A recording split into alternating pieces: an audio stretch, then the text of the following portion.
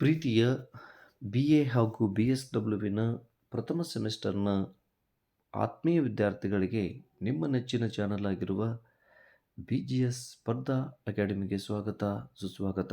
ಆತ್ಮೀಯ ವಿದ್ಯಾರ್ಥಿಗಳೇ, ನಿಮ್ಮ ಸೆಮಿಸ್ಟ್ರಿ ಪರೀಕ್ಷೆಯಲ್ಲಿ ಕೇಳಬಹುದಾಗಿರುವ ಹೊಸ ಮಾದರಿಯ SCP ಪಠ್ಯಕ್ರಮದ ಪ್ರಶ್ನೆ ಪತ್ರಿಕೆಯಲ್ಲಿ ಕವಿ ಪರಿಚಯದ ಮೇಲೆ ಟಿಪ್ಪಣಿ ಮಾದರಿಯಲ್ಲಿ 5 ಅಂಕದ ಪ್ರಶ್ನೆಗಳನ್ನು ಕೇಳ್ತಾರೆ.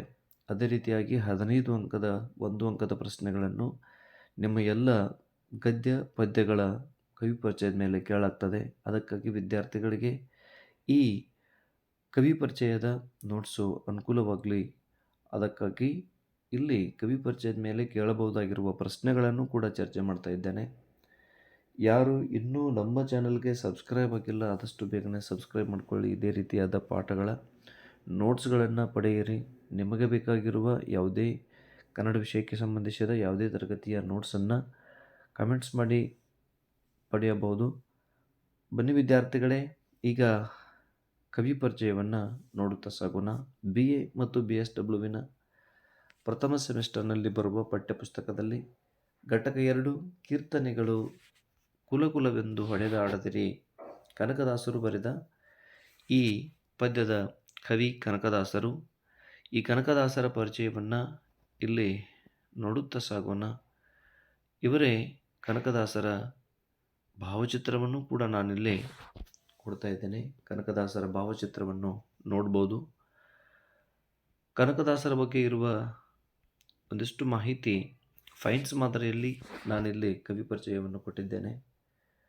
ನೀವು 1 ಅಂಕದ ಪ್ರಶ್ನೆಗಳಿಗೆ ಅತಿ ಸುಲಭವಾಗಿ ಇದನ್ನು ನೆನಪಿನಲ್ಲಿಟ್ಕೋಬೋದು. ಕವಿ ಅಥವಾ ಕೀರ್ತನೆಕಾರರು ಕನಕದಾಸರು. ಕನಕದಾಸರ ಜನ್ಮಸ್ಥಳ ಹಾವೇರಿ ಜಿಲ್ಲೆಯ ಸಿಗ್ಗಾಂವಿ ತಾಲೂಕಿನ ಬಾಡಗ್ರಾಮ ಕನಕದಾಸರ ಹುಟ್ಟೂರು ಆಗಿದೆ. ಕನಕದಾಸರ ತಂದೆ ಮತ್ತು ತಾಯಿಗಳು, ತಂದೆ ಬೀರಪ್ಪ, ತಾಯಿ ಬಚ್ಚಮ್ಮ.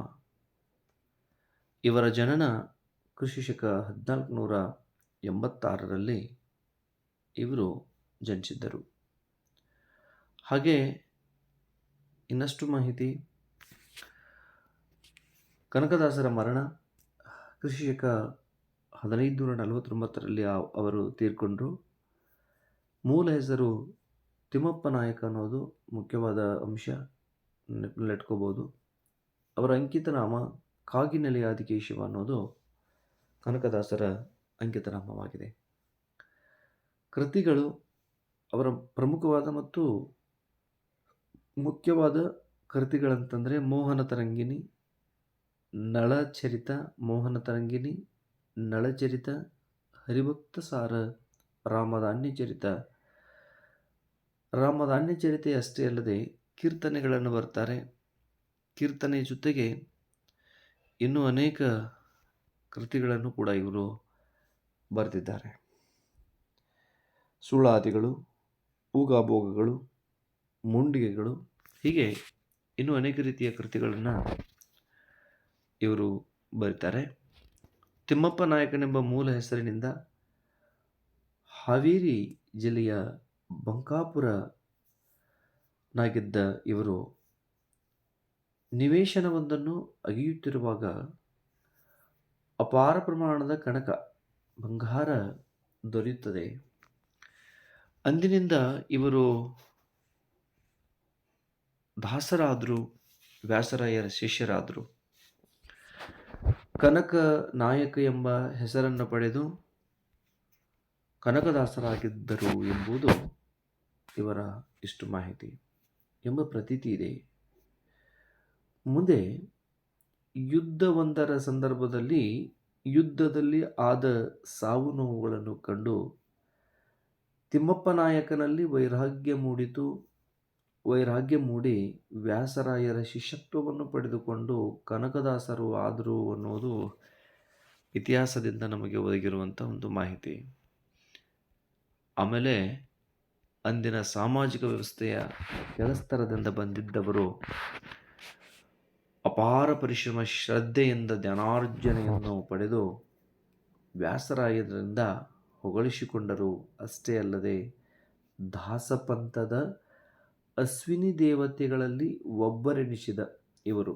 ಹಾಗಾದರೆ 3 ಜನ ಅಶ್ವಿನಿ ದೇವತೆಗಳು ಯಾರು ಅಂತಂದರೆ ವ್ಯಾಸರಾಯರು, ಪುರಂದರದಾಸರು ಮತ್ತು ಕನಕದಾಸರು. ಕನಕದಾಸರು ಕೂಡ ದಾಸಪಂಥದ ಅಶ್ವಿನಿ ದೇವತೆಗಳಲ್ಲಿ ಒಬ್ಬರೆನಿಸಿದ್ದಾರೆ. ಹೀಗೆ ಇಷ್ಟು ಮಾಹಿತಿ ಕನಕದಾಸರ ಬಗ್ಗೆ. ಇಲ್ಲಿ ಕನಕದಾಸರ ಮೇಲೆ, ಕವಿ ಪರಿಚಯದ ಮೇಲೆ ಕೇಳಬಹುದಾಗಿರುವ ಪ್ರಶ್ನೆಗಳು ಹೀಗಿವೆ. ವಿದ್ಯಾರ್ಥಿಗಳು ಇವುಗಳನ್ನು ಬರೆದಿಟ್ಕೋಬೋದು ಮತ್ತು ಇವುಗಳನ್ನು ಸ್ವಲ್ಪ ಗಮನದಲ್ಲಿಟ್ಕೋಬೋದು. ಕನಕದಾಸರು ಎಲ್ಲಿ ಜನಿಸಿದರು? ಸಾಮಾನ್ಯವಾಗಿ ಕವಿ ಪರಿಚಯದಲ್ಲಿರುವಂಥ ಅಂಶಗಳನ್ನು ಇಲ್ಲಿ ನಾನು ಪ್ರಶ್ನೆಗಳನ್ನಾಗಿ ಮಾಡಿದ್ದೇನೆ. ಕನಕದಾಸರು ಎಲ್ಲಿ ಜನಿಸಿದರು? ಇದಕ್ಕೆ ಸರಿಯಾದ ಉತ್ತರ ಹಾವೇರಿ ಜಿಲ್ಲೆಯ ಸಿಗ್ಗಾವಿ ತಾಲೂಕಿನ ಬಾಡ ಗ್ರಾಮ ಸರಿಯಾದ ಉತ್ತರ. ಮುಂದೆ ಕನಕದಾಸರು ಯಾವಾಗ ಜನಿಸಿದರು?